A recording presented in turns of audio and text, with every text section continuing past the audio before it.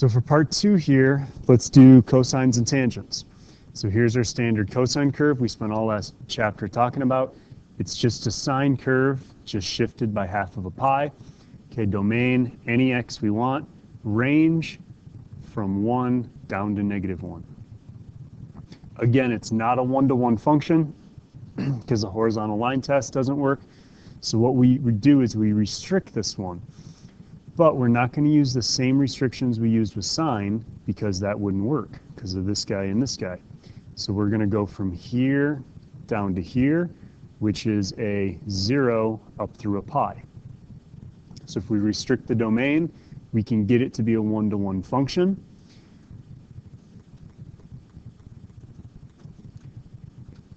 We do an inverse through some math calculations, switching the x and the y, taking the opposite, all that stuff, and this is what we come up with. Okay, so our original here was in red, was an original cosine. Inverse cosine goes this way now. So there will be perfectly symmetric about the line y equals x. And they're perfectly reflected over that. So again, you'll get all this on a sheet tomorrow with all three. So the domain of the inverse is the range of the original, which is -1 through 1. Okay? So the new x values of the inverse were the old range values of the original. So -1 to 1 is where this guy happens. The range of cosine of the inverse is the domain of the original. So the old original domain went from a 0 up to a pi, so that is now the range of the inverse. Okay, those are your y values of your inverse. So this kind of conveys the same thing here. If you take the inverse of an original, you get the original, but that has to be from 0 to pi. If you take the original of an inverse, you get the original, but that can only happen from -1 to 1. Now u and v are different because one of these you're finding a value, one of these you're finding an angle. And that's the biggest distinction you get to make in this chapter. Here's another example if you want to pause it and see how this guy came about. So now I did give you an inverse of a negative, so I'm giving you a value. I want an angle. So pause it and see if you can come up with the 3 pi over 4 for your theta here. I give you value, you want theta. Tangents. Here's what our tangent looks like. We don't have the asymptotes in there, but you guys know that they're obviously there. That's what a tangent graph looks like. It's not one-to-one unless we restrict it.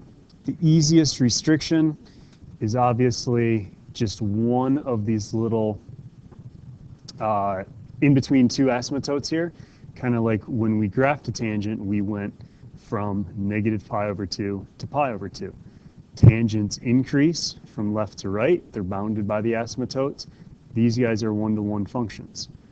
Okay, the sines and cosines had a period of 2 pi, so that kind of changed what we need to do to make it a one-to-one. Tangents and cotangents just have a period of pi, so we're just going to look at one of those and it's automatically a one-to-one. Okay, we do that same work again. All of this will be on the sheet with the other ones. So y equals the inverse of x means x equals tangent of y. The domain and range switch. So here in red was our old tangent increasing left to right. Here in yellow is the inverse tangent. Okay, it's still kind of increasing, but it's, you know, it's completely reflected about that line right there. So the domain of the inverse is the range of the original. So a tangent used to go from negative infinity all the way up to positive infinity. Now the inverse can go from negative infinity to positive infinity on the x. So the inverse here The range of the inverse is a domain of the original. So the original one used to go from negative pi over 2 to positive pi over 2. That gets flipped. That's now your y values. So this is bounded by negative pi over 2 and pi over 2.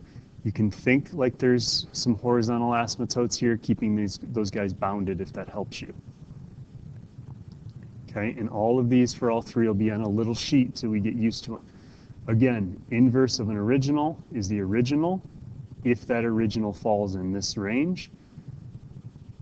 Tangent of an inverse equals the original as long as the original falls in there. U and V are different because they're coming in different places. One's an angle, one's a value.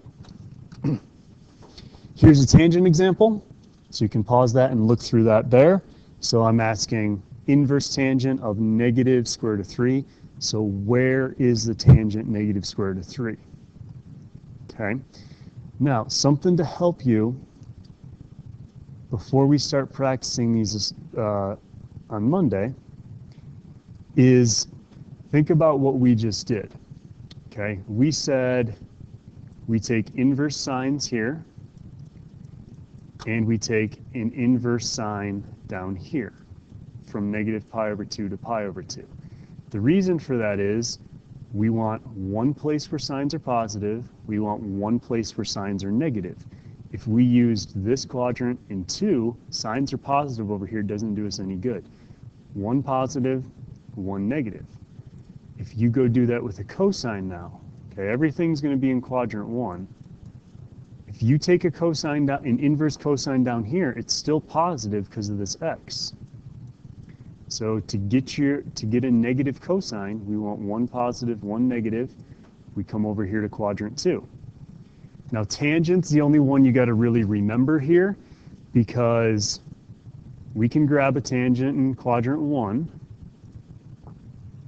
and it's going to be positive. So all inverses are in quadrant 1. Yeah, tangent is negative over here, but we're not going to use that because think about what we did. We went from negative pi over 2 to positive pi over 2. So because of the way the tangent graph looks, we're going to consider the inverse tangents down here. So one positive tangent, one negative tangent, and we're not using quadrant 2 because we're going from negative pi over 2 up to positive pi over 2. Okay, so there's your little introduction to inverses of the major three functions. So we'll work on finding values or finding angles in class. Come with any questions.